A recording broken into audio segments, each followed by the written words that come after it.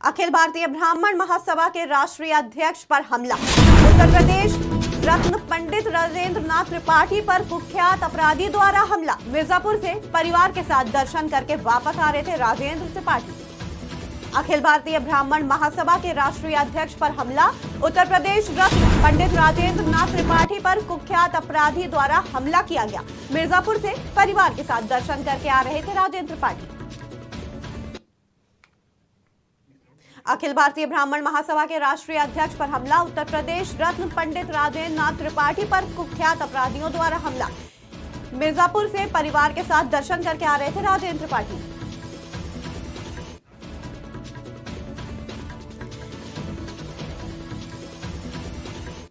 इस खबर पर ज्यादा जानकारी के लिए हमारे साथ जुड़ चुके हैं खुद पंडित राजेंद्र नाथ त्रिपाठी। आइए जानते हैं उनसे कि ये क्या था पूरा मामला। पंडित राजेंद्र नाथ त्रिपाठी, आपके ऊपर ये हमला क्यों हुआ और किसने करवाया? आपको क्या लगता है हमलावरों पर क्या कोई कार्रवाई हुई अभी तक? कुछ भी न पता है कि मेरे पर ये 11 बजे रात को मैं परिवार के साथ दर्शन करके लौट रहा था।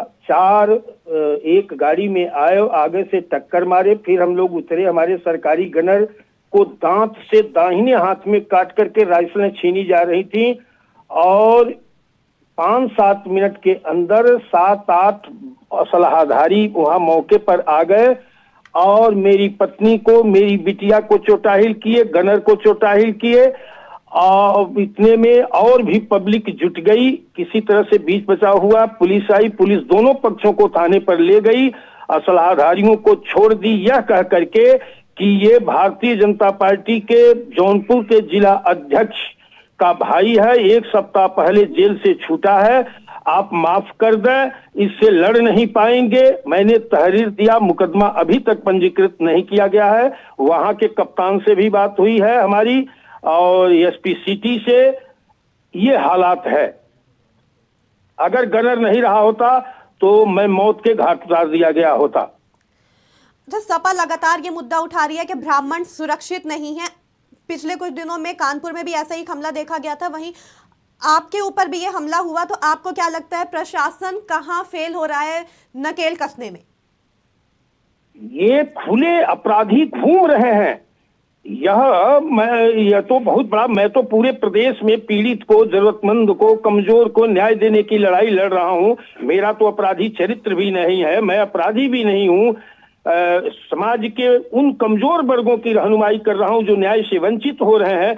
ऐसे में मेरे साथ यह घटना मुझे हतप्रभ कर रही है और ये दुर्भाग्यपूर्ण है और मेरी प्राथमिकी दर्ज तो होनी चाहिए। प्राथमिकी भी नहीं दर्ज हुई, मुझसे लेकर के रख लिया गया है। और अपराधियों को, जो गुंडे थे असलहाधारी, उनको थाने से छोड़ दिया गया, यह कह करके कि भाजपा जिला अध्यक्ष के भाई हैं। अच्छा, प्रदेश में ब्राह्मणों और क्रिमिनल है जी। अच्छा, प्रदेश में ब्राह्मणों के ऊपर लगातार हमले होते जा रहे हैं, तो क्या लग रहा है कि क्या ब्राह्मण सुरक्षित नहीं है उत्तर प्रदेश में? नहीं है। आज मैं 2-3 घटनाओं में, चाहे वो प्रतापगढ़ के बाघराय में रहा हो, वहां एकलौते पुत्र की निर्मम हत्या कर दी गई, अपराधी गिरफ्त से बाहर हैं, 4-4 लोग घूम रहे हैं सड़कों पे। अभी ये कानपुर की घटना देख लीजिए। तो इन सारी लड़ाइयों को मैं लड़ रहा हूं। प्रदेश में कहीं हो रहा है न्याय से वंचित हो रहा है ब्राह्मण, उसकी लड़ाई लड़ रहा हूं। ये अपराधियों में ये खौफ हो गया है कि इनको मिटा दो। कल मेरा सरकारी गणना नहीं रहा होता तो मैं मौत के घाट उतार दिया गया होता इन गुंडों के हाथों। अच्छा, सीएम योगी लगातार आश्वासन देते हैं कि प्रदेश में हर एक शख्स सुरक्षित है, फिर चाहे वो ब्राह्मण हो या कोई और जाति का क्यों ना हो, लेकिन लगातार इस तरह के हमले होना किस तरफ इशारा करता है? मेरे जैसा आदमी, जिसका कोई, अब मैं अपराधी तो हूं नहीं, सामाजिक हूं, करता हूं, और मेरे साथ अगर ये हालात है और मुझे न्याय नहीं मिल रहा है तो आप बताएं कि कौन कहां सुरक्षित है, कौन न्याय पा रहा है? अब इससे बड़ा उदाहरण क्या दिया जा सकता है? सीएम से आपकी क्या मांग है? सीएम साहब वो उसकी जांच कराए ना। उस कई थानों में उसके अपराध मिलेंगे। वो मुन्ना बजरंगी दल का शूटर है, पुलिस वालों ने ही बताया है। अच्छा, पुलिस ने अभी तक इस पूरे मामले को, आपको क्या लगता है पुलिस क्या खुलासे कर सकती है, और क्या आपको ऐसा लगता है कि ये कोई पुरानी रंजिश के चलते हुआ होगा, या आपको ही क्यों नहीं, टारगेट किया मेरी गया? मेरी मेरी कोई रंजिश नहीं, किसी से किसी तरह की रंजिश नहीं है। अगर पुलिस करना चाहिए होती तो ये रात की घटना है और गंभीर घटना है, अब तक मेरी एफआईआर लॉन्च हो जानी चाहिए। अब तक एफआईआर लॉन्च क्यों नहीं हुई? वजह क्या है जो अभी तक एफआईआर नहीं हो रही है इस पूरे मामले में, या पुलिस एक्शन में नहीं आ रही है इस पूरे मामले को लेकर? बहुत बड़ी मेरी बात है बात कि एक ब्राह्मण के एसपी ऊपर से ये वही हमला वो हुआ। कह रहे हैं कि जांच की जा रही है, जांच की जा रही। सरकार क्या का आपको वो लगता है कि भाजपा ये का जांच, जिलाध्यक्ष है, उसका भाई है छोटू सिंह।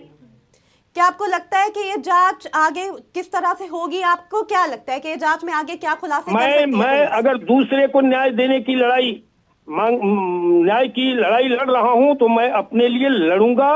उस पर मुझे भरोसा है, हमारे संगठन के लोग अगर हमें न्याय दिलाने में सहयोग करेंगे तो अच्छा है। जो भी व्यक्ति हो, मेरे साथ अन्याय हुआ है, वो मेरा, उससे हम सहयोग की अपील करते हैं कि मुझे न्याय मिलना चाहिए। अच्छा, एक सवाल और। एक तरफ भाजपा लगातार तारीफ करती है कि प्रदेश में लॉ एंड ऑर्डर की स्थिति बहुत अच्छी है, कोई अपराध नहीं होता है, वहीं इस तरह का अपराध होना, तो क्या ऐसा लगता है कि उत्तर प्रदेश अपराध मुक्त है? क्या यहाँ पे आराम से लोग जी सकते हैं कि उनके ऊपर किसी तरह का कोई खतरा नहीं है? इस बारे में आप क्या कहेंगे?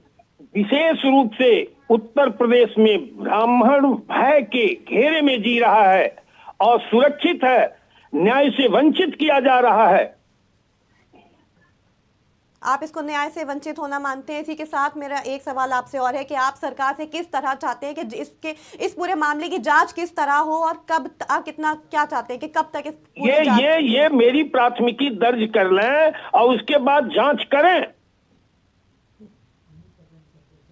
नियम तो यही है कि 1 बजे रात को मेरे पर हमला होता है, सारे अपराधी पकड़े जाते हैं, थाने से छोड़े जा रहे हैं, इसलिए कोई भाजपा जिलाध्यक्ष का भाई है, क्या न्याय की उम्मीद किया जाए? कौन सी जांच ये कर रहे हैं? रंगे हाथों पकड़े गए हैं, उसके बावजूद जांच की कौन सी बात है? बहुत बहुत शुक्रिया।